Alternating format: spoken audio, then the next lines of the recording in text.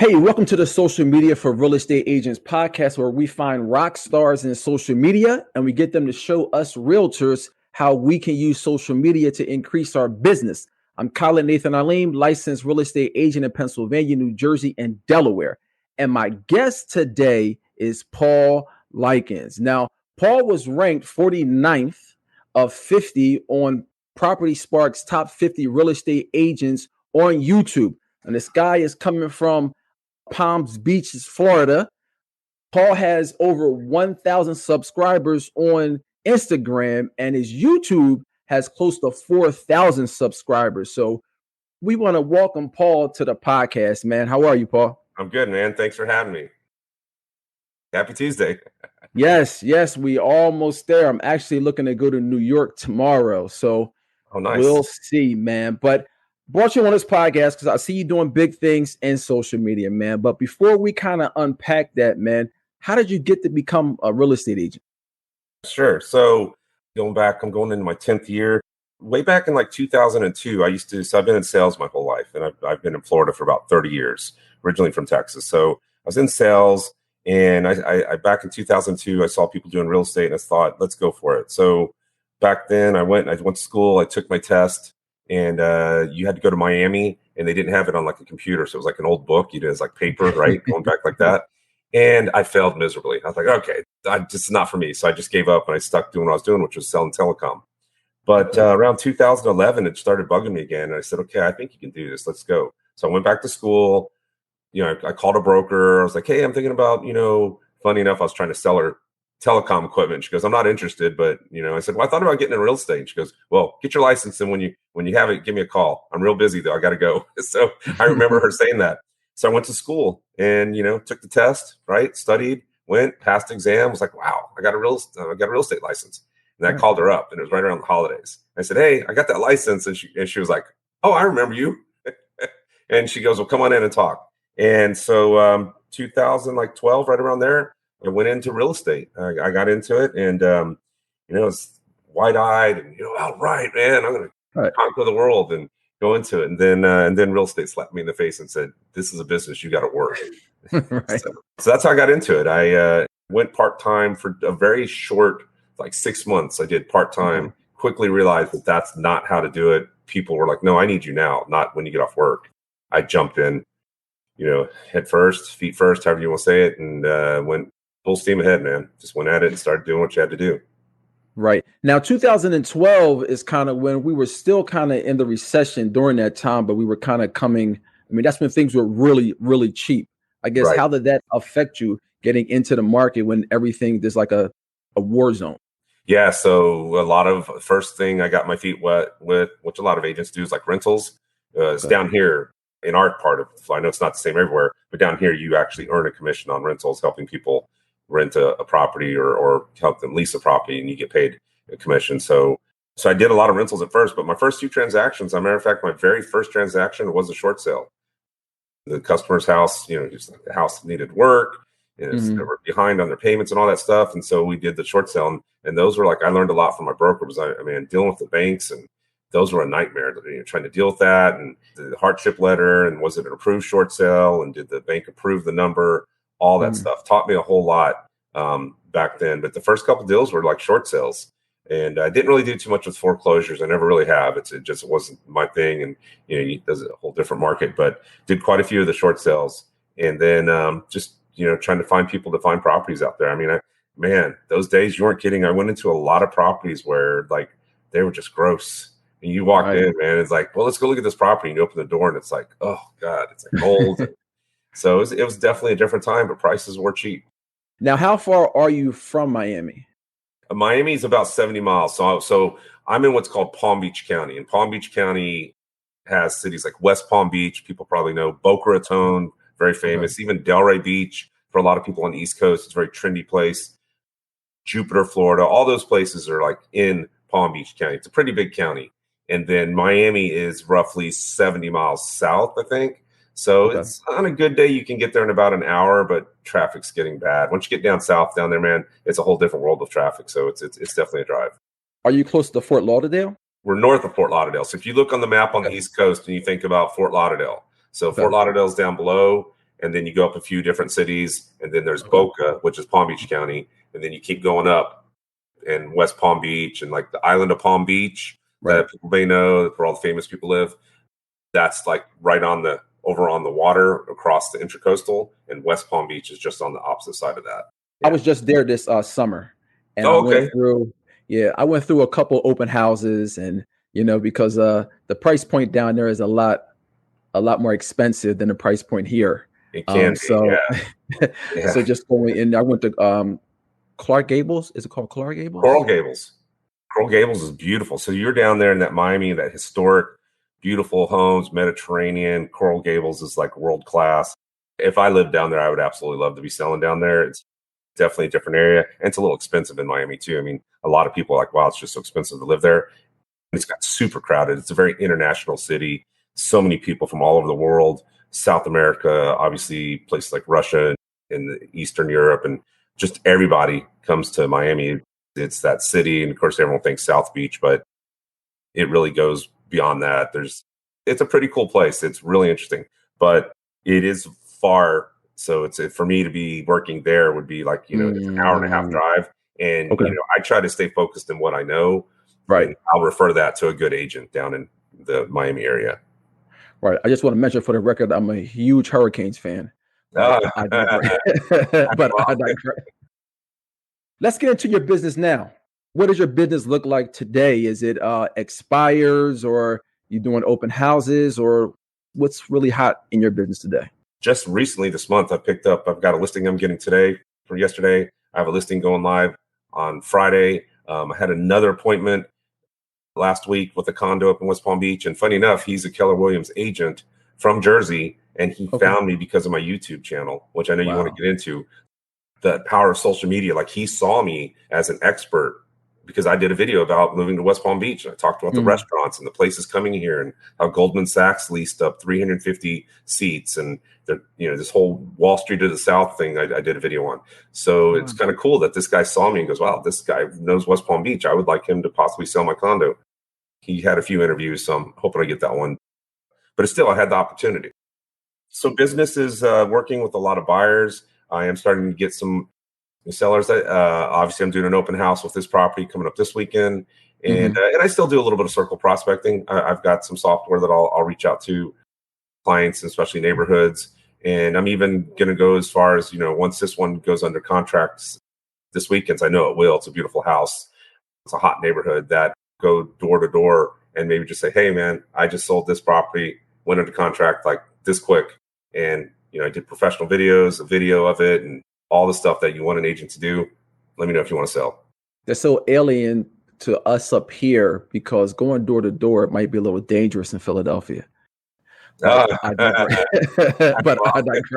My son's a gator, so let's keep it calm.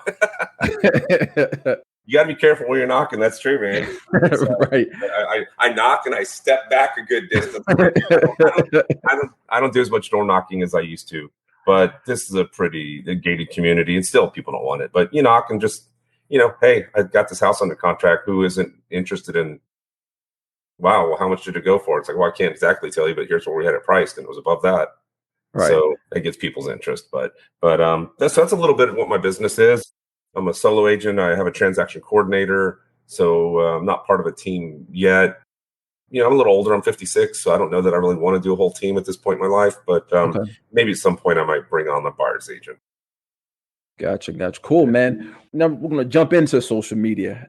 What role does social media play in your business, in your day-to-day business? Oh man, social media is my business. I mean, just like this podcast, it has opened the door for me that I never even thought would happen. I've been invited to do podcasts like these, which I love doing. I love talking about how it's helped my business. I'm doing things like I just videoed a $4.5 million property for for sale by owner. And because I have a channel, and I reached out to her and she said, yeah, sure. So, the chance that I get that buyer for that, slim, right? But I could get someone that's looking at that video and say, well, we don't want that, but can you help us buy a $2 million property? So social media has really changed everything for me. For one, I don't have to cold call. A lot of people do. I haven't paid Zillow or any of those guys. I haven't paid any of those guys for leads in I don't know how long, because they call me. Like my Mm-hmm. clients, the people that I'm working with, they see me on video and they get to know me. Some of them have watched me for a couple of years because I've been doing this now for 4 years. Some Mm-hmm. of them watch my videos. I have a guy who's over in the Philippines right now. He's been watching me for 2 years. He's coming this summer and he's like, hey, we're buying a property. You're my guy. It's not even a question of him talking to other agents. He comments on all my videos. He's funny. We banter back and forth. I cannot tell you how much social media has changed it because I was like all the other agents. I was door knocking. I was doing flyers. I was cold calling. I was holding open houses. I still network. I still believe networking is a big part of my business. Networking, building rapport with other businesses, mortgage, inspection companies, bankers, lawyers, all that. But man, when I started doing the videos about 4 years ago, it just kind of, and it took a while. It didn't happen fast for me because I did it before it was popular. Now you see a lot of agents doing it.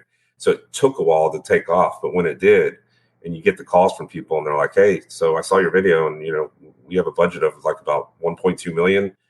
We're going to come down from Canada. Can you help us find a place? I'm like, yes, I can. Do you need me to pick you up from the airport? Yeah, I've actually thought about doing it. I'm funny you say that, man. I was telling my wife, maybe I need to do like a service, like a high-end boutique, and we'll go pick them up at the airport, take them straight to like the $10 million condos or whatever. That's the next step, man. Getting to that level would be so. But yeah, social media is Facebook a little bit. As you said, the Instagram, that was nice to hit 1,000. I haven't been a big Instagram people, but I've been consistent, man. I just stuck with it. I try to post stuff on there, a little bit about who I am. It shows people a little of my personal side. So like me, my dog, or, if I'm doing something. But then I'm trying to put more in the reels, and I'm trying to put more stuff that people really want to watch. So I'm working on that. But the YouTube was where the growth for me, that's where it just went. And so it's grown. And like I said, I'm almost at 4,000. It's a slow growth for me. Some agents hit it and they like skyrocket, and some of my friends hit 30,000 subscribers. It's just different for everybody, but you have to be consistent with it. Right. Now, you said 4 years ago. I know where we were at 4 years ago. I've been in the business now since 2017. So people weren't really doing, especially like you said, agents weren't doing YouTube 4 years ago. What made you start? Did you have a mentor, or what made you start doing YouTube videos? That's funny, man. So if you see my videos, you see that I'm in flip flops, shorts. I ride a skateboard sometimes. I'm on a bicycle, my beach cruiser, which I love that beach cruiser, and it's like a retro looking bike. And I love Florida lifestyle. I like getting out there in the sun and the sand. And so I figured if I liked it, and I'm a dad, I have 2 boys, and I thought, whether people have kids or not, I just thought maybe if you made videos showing what it's actually like to live here, and not just, hey, this is a house, this is a kitchen, blah, blah, blah, blah, blah. More like, hey guys, this is like my favorite beach to go to with my kids because it's really nice and it's got great facility. The restrooms are super clean. There's lifeguards. Hey, this is my favorite place to go get a craft beer, and it's right next to this neighborhood, which is a really cool neighborhood, and homes are priced. I started to do that. I started to make videos showing parks, and I started to get people taking notice, and they started to reach out and say, hey, that's a really nice video. Do you know of any other parks, or can you show us a neighborhood that's close to that beach? And I said, yeah, I'll do that. So I'd hop on my bike and I'd go do a neighborhood tour. And I'd say, this neighborhood is literally 5 minutes from this beach, which happens to be one of my favorite beaches. Also, if you want good tacos, it's this restaurant. So I started doing these lifestyle videos. I had no one to look to for this. I had no coaching, never videoed in my life. I never edited a video in my life. I self-taught myself everything. But through the process, I found other Facebook groups of other people who were doing it. These are some of the ones who are really big now because they were, say, the OG in real estate of the guys that were doing this kind of stuff. And I learned from them. And then I've joined groups. And once I joined groups, I found coaching and more support. And it really went down into how to make the right kind of video and do stuff like that, the right keywords and the right topics and all the stuff.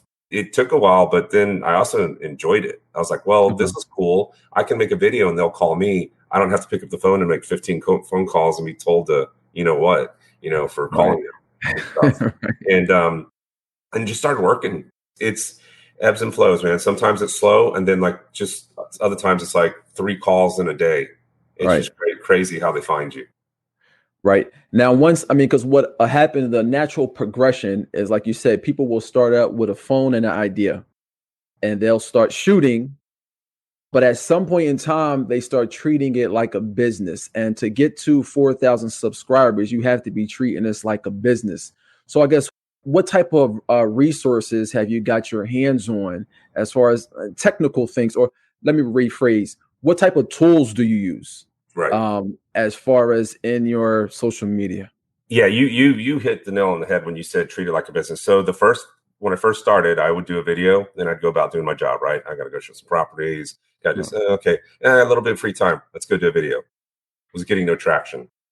Once I found other realtors and people and some coaches that said, no, you have to do this every day, just like you have to cold call every Tuesday from 9 to 12, right? Whatever it is, I realized you have to be consistent. Once I started going consistent with a video a week and maybe an extra video and thinking about the content that I was delivering, which was what do people want to know about moving here? So you said you're up in Philly, right?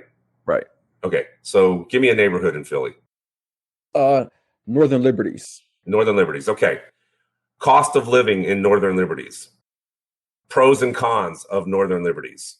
Once I started making videos like that, man, I saw the views go up. The phone started ringing because that's what people want to know.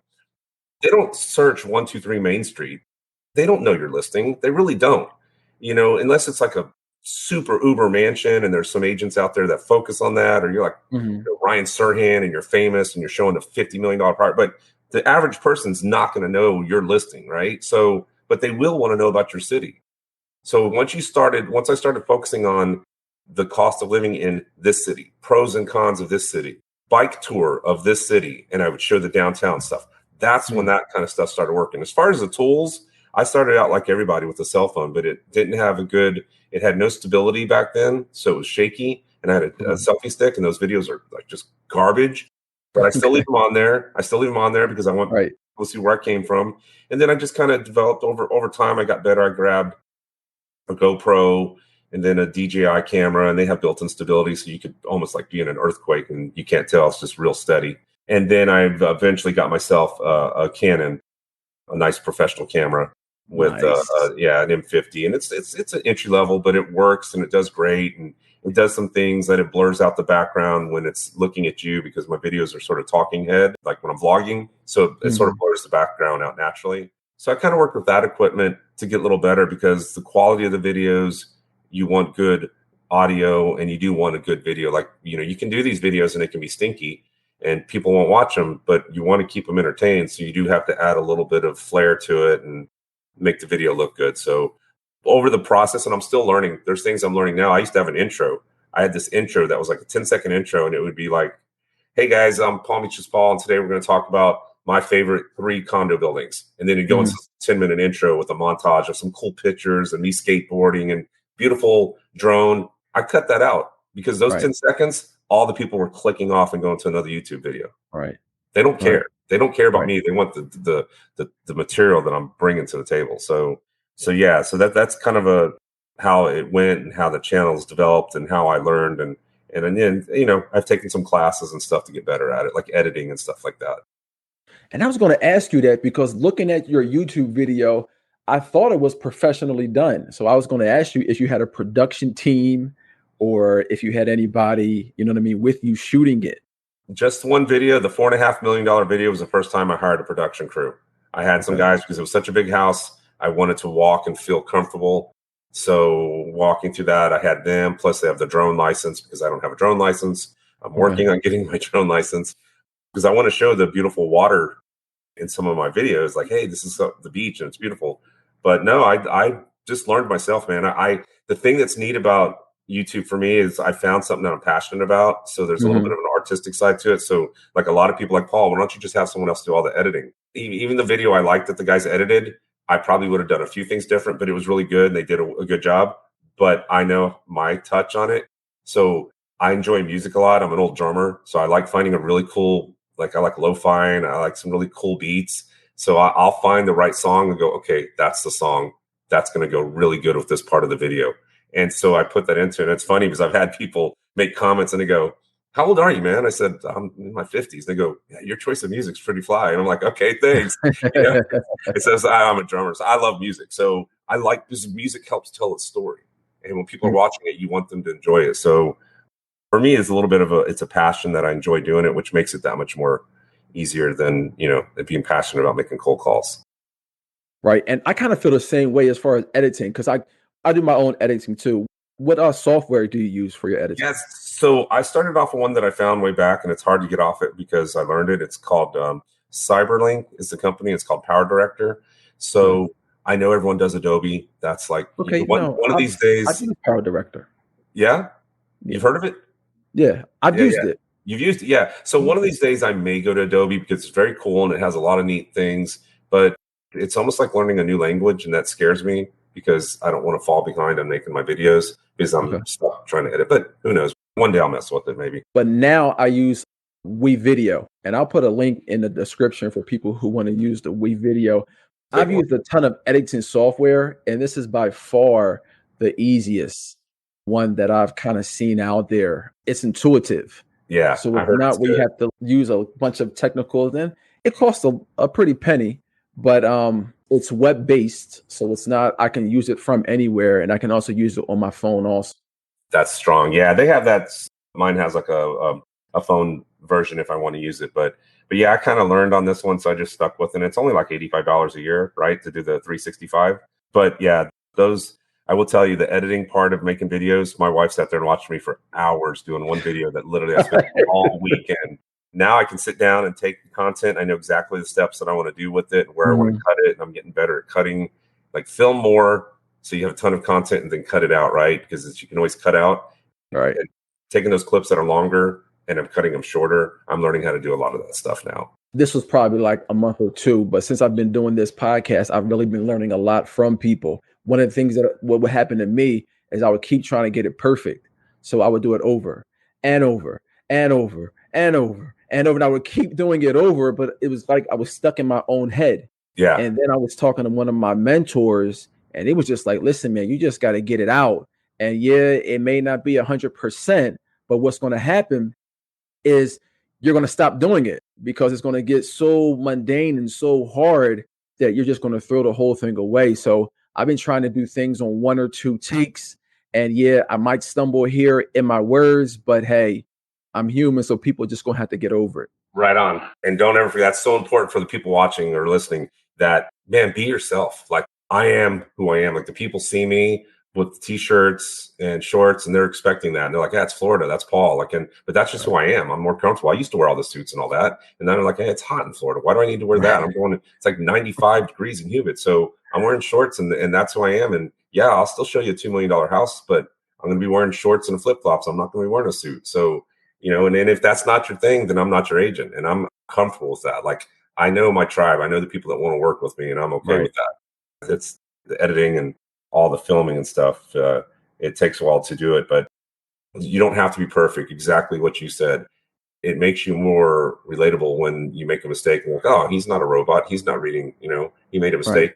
Right. And beautiful thing about editing, I've done this 100 times. My wife's like, proofread first. And it's like, I'll say the name of a street or something and it's the wrong name of the street. And then you take the editing and you add the right name of the street. And one of my videos said, I counted up 5 times that I called it the wrong street and like that. And then finally I said, finally, dummy, you got the, but I had fun with myself doing that. So yeah. Listen, I got a funny story about that. I used to have a really big YouTube channel dealing with ride sharing like Uber and Lyft. Oh, cool. Many moons ago. And my biggest video was where I totally mispronounced the name. I forgot what it was. It was some company, but I totally mispronounced the name.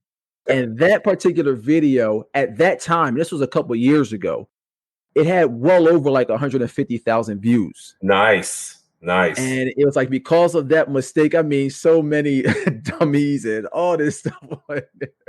Oh yeah, man. But YouTube's funny. So for those watching, if you're going to go down this route, keep in mind, you're putting yourself out there in public. I mean, once you're on YouTube and you go out there and unless you take it down, you're going to get comments from people and not always friendly comments. And, oh, I would never live in that city. Why didn't you talk about this? I mean, you're going to get that stuff, but you just, you can delete them.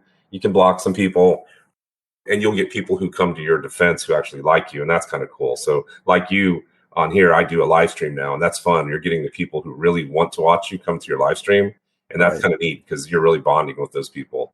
Like I said, the one guy from Singapore or the Philippines over there, he's on there every time I do it because it's morning for him. When I'm doing my live stream, it's in the evening and it's in the morning, and he'll come on and leave comments, and he cracks me up. So it's kind of cool. You're meeting neat people, but yeah, you don't have to be perfect. Just be yourself. Right. And I mean, those are some of the challenges with YouTube, but the upside of it is that you have basically a prospecting machine prospecting while you're asleep. Yeah. So the thing about, I mean, in business, as far as to get rich is duplication. You have to be able to duplicate the things that you do because there's only 24 hours in a day. Right. But with YouTube, it's constantly going. So yes, there's editing. Yes, you have to come up with ideas. Yes, you do have to treat it like a business. But as they say, everything has some type of effort that you're going to have to put out towards it. So you can put effort into cold calling, or you can put effort into making a video, making content that's going to constantly work for you, you know? Yeah. Yeah. It's if you can make a good evergreen content. So like I said, that's that pros and cons. So although you can come back and change that maybe a year later, your videos that do well. One of my best performing videos was a video I did a couple of years ago, and it was called, the tag on it was the thumbnail. For those that don't know thumbnail, it's kind of like when you go to YouTube and you see the thumbnail, it's like a poster, right? It's like, oh, what's this video about? So that's your thumbnail. And it had me with a goofy look on my face and this fedora hat, and and I'm like, I got this weird look, and it's like, and it says, "Don't buy a condo in Florida." Well, that's going to get people's attention. Now, Right. key to that is you have to back up. If you're going to do clickbait, you have to back up clickbait with content that is going to be something about it. And I went into talking all about how to buy a condo. So they watched it because I didn't go to a completely different subject. I still talked about it, but it got their attention. But that video today has about 31,000 views, and I get a lot of calls off that video. And then I proceeded to talk about how to buy a condo. Now, what I'm going to do is I'm going to make an update to that and do a new version of that, because there's been some rules and some changes with Freddie and Fannie Mac about condos and whether they'll support the loan. The building hasn't been, because of after the collapse down in Miami that happened down there, they've had some new rules about things, that assessments, and if those assessments aren't 100% complete, and you have to go and you can Google it and look it up yourself. But there's some new updates to buying a condo. So I'm trying to tell people. So I'm thinking about making a video about that and play off that one video because that was a good video. So, but that's evergreen. That video just keeps playing and playing, and people watch it. And even though the market may change, delivery of the material was still, you have to know what your loan is going to be. Some condos don't take FHA loans. There's assessments. You always need to make sure to ask about assessments and all those pending things that can affect buying a condo. So that evergreen content, you're right, it's great because it's somebody cold calling for you 24/7, 365. Right. Now, have you pulled your sons in to be a cameraman for you? No, he gives me ideas. So I have two. One's older. He's the older one's lives up in Central Florida, the college graduate, and he's working, and he laughs and shows his friends every once in a while. And then my younger one, he gives me ideas or tells me stuff, and he's giving me some cool stuff. He hooked up my whole mic for me. We were searching for a good mic, and I know it's kind of blurry for you all, so the background at my house, but he helped me with the microphone and set it up. So he's kind of my tech guy, and he'll give me stuff. He's actually he's such a good kid, man. It gets hard in this business, especially when you're doing social media, to compare yourself to others. You find yourself doing it, and like he goes, "Dad, you don't have to compare yourself to them. Just be you." And I'm like, God, man, I love that kid. And he's right. It doesn't matter what the other realtors are doing. That's them. All I can do is focus on me and make myself better. So that's what I try to do. But yeah, I haven't got him to go out and hold the camera for me yet. I have to bribe him. Right now I'm working on getting him to mow the lawn. Okay. It's like, go mow the lawn. Yeah, I've had my daughter out there one time. She's 11, and I had her like hold the camera just one time, but she's a lot shorter than me. So I just had her, right? So I said, all right, just take a video of me talking in front of the house so I could use the other side of the camera, not keep using the reverse side. Right. So it's like, all right, I let her do that, but then I took the camera and then did the walkthrough. But you really got me pumped, man, as far as to buy one of those Canon cameras, because I've seen them, but I'm just like, $700. It's a good little camera. If you do it, it's a good camera. The basic lens is pretty nice. I will tell you that I'm going to get a different lens again, this is all the guys where you start getting into like preference, like it's like shoes and anything, right? It's like, oh, do I need these? Like my kid's a big sneaker guy, right? And it's like, really, do you need another? But yeah, but these are different. So it becomes into the, but there's a technical aspect to it. So basic lens that comes with that Canon kit is not bad. It works. It's working for my videos, but I want a wider angle lens. So I'm going to upgrade to another lens, which funny enough, just the lens alone is like $400, right? The glass is the money in cameras is in the glass. Unless you get like a Sony A700 or something like that, then you're really spending money, but still the lens. But the reason I want that is because when I'm doing a video like this and it's got this, sometimes my face is too much right in the camera on my videos. And I don't want my face right in everyone's face because it's not that nice. I'm not like some handsome looking guy. So it's like, so the lens that I want takes this and opens it up and it pulls in everything back there much wider. It's a wider angle lens. So it pulls in the background. And since a lot of my videos are outside, that lens will kind of help do that. So I'm going to upgrade that. But for the standard that you get for that 7, it's a good camera. It was one of the best vlogging cameras, and it was rated by a lot of YouTubers. Now, there is a new Canon M50 that you could get. So it's the Canon M52, which might be even a little bit better. And I think that has to do with like 4K. But anyway, we're going into tech talk, and we don't want to bore everybody. So yeah, but just do it, man. Get it. It's a cool camera. Yeah, I think I'm gonna jump out there and get it, because when I was looking at yours, I was just like, wow, that's what I just did recently is I just upgraded my iPhone. So my iPhone didn't have the wide lens. Right. I've seen people going into homes and it's like that wide lens is like everything. So I got the wide lens so I can go in there and then show more of the house. There's people making full-length movies on iPhones. Like the iPhone, if you're buying it and you're spending the money, you get your money's worth out of that if you really use it. Even my Samsung has really good quality, but the iPhone and the software that you can make a full movie and put it on iMovie and everything and edit it and be done. It's like crazy. So, for those people listening, you don't have to do what we're doing in good cameras. You can do a good camera. Just invest in a good microphone. I will tell you, doesn't matter what phone you have, the audio on the phones, it sucks. It's not going to work. It's not going to hold up enough for a YouTube video. It's okay.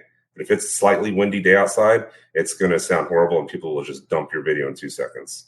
Right. And people underestimate as far as what that audio, as soon as somebody hears, it was a guy I was looking at the other day. One of my friends has a podcast, and the first thing he came on, no microphone. And he just was doing it with his phone. I'm just like, dude, you got to get a microphone because nobody's going to listen to it. They're going to cut it right off. Oh, yeah. Because they can't hear what you're saying. Yeah, it's real. Audio is so important. And there's kits. It's not expensive. They have little kits you can get that will plug right into your iPhone. They have a little, tripod. It's got a holder and it holds your microphone. And like for like $400 probably, maybe all include everything plus the cost of your phone. You can be out vlogging and making quality videos, and then you just got to go and edit it. Right. Now, Paul, a lot of our audience are they're not on social media right now. If somebody's not on any social media, I mean, they don't have a YouTube, they don't have a Facebook, they don't have a Twitter. What's your advice to them? What's your advice for these, or even new realtors that are just getting into the business and maybe they do have social media, but they've just been using it for personal reasons? What's your advice to them? Well, let me take the first part of that, which is, I started this only 4 years ago, as I said, doing the videos. So I'm in my 50s. So first of all, those people that are my age and the generation who didn't come up on social media, you can do this. You don't have to do what I'm doing, but you can do something. You can show whatever it is. You can make some videos and get comfortable talking, because we're in a society where everybody's on camera. Like everybody is just social media. You're not going to be the only one doing it. So don't worry about that part. You get more comfortable talking to the camera. It will come natural after a while. You're going to feel weird and awkward at first. People are going to look at you like, why are you doing that? Don't worry about them. Just because if you got something good to share with the world, share it. So you can do that. And so if you're not doing social media, I mean, it isn't for everybody. I'm not going to tell everyone that you have to do it, but we are in a world where things like TikTok, people are getting information in like 5-second videos and 30-second videos. Again, that's a different short form. YouTube is long form. There's a different way of telling stuff on YouTube, and it's a different search. But people are searching for everything. YouTube is owned by Google. Okay. So if you didn't know that, YouTube's owned by Google, the world's largest search engine in the world. People go to YouTube every day to search for everything. I do it all the time. How do I change the interior air filter on my wife's car? Boom, 5 minutes. Save myself from paying the mechanic to do something that I could do in 2 seconds. So all of that stuff, it's on there. So if you're not doing it, it's the world we live in. So you're kind of missing out. It's up to you. And there's very successful agents who don't do it. That's great. But if you're just starting out in the world in real estate and you're coming into it, you got to get yourself known. Down here in Palm Beach County, in my area, in the Tri-County areas, we have 42,000 realtors in our MLS. 42,000. That's a lot of competition to put myself in front of people to be different. So I'm putting my video out on Facebook. I'm doing connections on Instagram, and I'm doing everything I can to get myself out there. I would say do it. Again, it's not for everybody, but it's not going away. It is the world. And I think the stats said like 83% of people look at video before they'll even talk to the realtor. They go and they search and they see stuff before they even reach out to you. Right. Now, I did see that you're doing a little bit of TikTok also. What's been your experience with TikTok? Man, TikTok is crazy. I don't know how you kids are doing that TikTok stuff.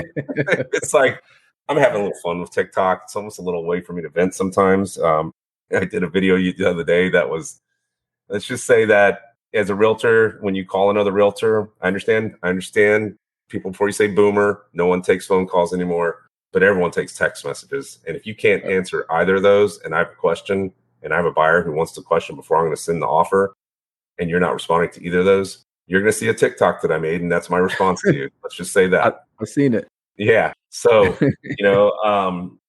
I just think your assistant can. There's zero reason for you not to get back to somebody. Right. With even a simple answer or something. Have your assistant do it if you're that busy. So that's a pet peeve of mine, but whatever. I'm sorry. I didn't mean to get on the soapbox, but yeah, TikTok's fun, man. I'm having fun. TikTok's just a way to kind of get people to my YouTube channel. And it's a way to, I'm using it more of a way right now to really connect with other realtors, not so much buyers and sellers. I'm connecting with other realtors across the country. And those realtors are seeing that I do videos, and they're seeing that I'm messing around on TikTok, but then they can go check out the YouTube, and then I become a referral source for them. So I want them to say, hey, I like what you're doing. I know someone moving to South Florida. I'm going to reach out to you. So that's how I'm using TikTok, but there's other people that are definitely using it and getting business straight from it. But mostly as a way to just network with other agents and be like, yeah, I'll support you. You support me. Awesome, man. Awesome. We'll talk about TikTok a little bit after the show. But just to wrap this up, man, I always like to give the realtors or the real estate agents looking at this, I want to give them one play that they can look at this podcast or whether they're catching this on YouTube and kind of take away and go and implement as soon as they cut this off. What play do you have for people that they can do using social media to increase their business? Well, it depends on what your niche is. So what you're focused on. But if you're a specialist in a certain area, like maybe you specialize in 55 and older neighborhoods or something, go out and start doing some tours of those 55 and older neighborhoods. Like go out and maybe if that's your thing, or if maybe you're a waterfront specialist, get that camera and start showing that stuff because people want to know, people want the information. And if you can go out and make a video about that, and it doesn't have to be YouTube. There's people doing reels on TikTok and people are doing our reels on Instagram. There's a lot of that stuff. You can still do Facebook. I think Facebook's kind of fading away as far as social media for people to, it's just so covered with ads and stuff, but make some content about something that you're passionate about, something that you like, whatever your specialty is, and go out there and be that expert and just be you. Like, hey guys, like today I'm walking by the waterfront here and these are some new condos that are going up here and they're priced from this to this. If you have some interest in that, reach out to me. Get out and do that stuff because someone's going to search it and someone's going to see it and they will call you eventually. They'll reach out and go, oh, they've got to be the expert because I found them on social media. So I would say get out and do that. That's what I did. And it's worked well for me. It's definitely changed my business quite a bit. Not only from being able to fund stuff like this, but also my price points have gone way up from what I got in the business. So yeah, go out and just make some videos, do something. It doesn't have to be long. It can be short form as well and do that kind of stuff. Right. Because people then see you as the authority. The person on the stage must know what he's talking about because he's on stage. So we have a town called Delray Beach. It's a full beach town. There are a lot of beach towns, but this one's like, it has a main road that runs right to the beach and all the bars and restaurants are on it. So it's called Atlantic Avenue. And I did a lot of my videos about that. It's literally one of my favorite places. And people have called me and said, hey, when we saw you, you're the expert. Like we know that we saw like you did 7 videos. So you are the expert. I'm like, yeah, man, that's so, and I know it pretty well. I mean, and I don't even live in the city. There are some agents that live in the city and they're calling me the expert. So it's kind of cool. I'll take it. I'll Yeah. take it. Well, listen, man. Thanks for your time. Thanks for all of your advice, man. I see why you were on the list for Property Sparks, man. And if I'm ever down in, I'm definitely going to get back down because I got people in Fort Lauderdale. Yeah, that's So not too I'm far. definitely going to get down there, man. When I get down there, I'm gonna definitely reach out to you, man, so we can go. And I don't drink, so we have to meet at like a smoothie bar. Hey, that's okay, man. I like good coffees. It doesn't have to be. We go to a smoothie. Love You like coffee. good. You like good coffees. We go have a good Yeah, coffee. I love don't coffee. care. Just you give me a buzz, and we'll definitely hang, man. It's I like meeting other realtors and like-minded, and that's what it's all about, right? We're all just trying to make our mark in the world, and we do it together. Awesome, awesome, man. Well, listen, realtors, we're out. But if you do have any referrals for Palm Beach's Paul, all of his contact information will be in the description wherever you seeing this at, man. And 1, 2, 3, we are out.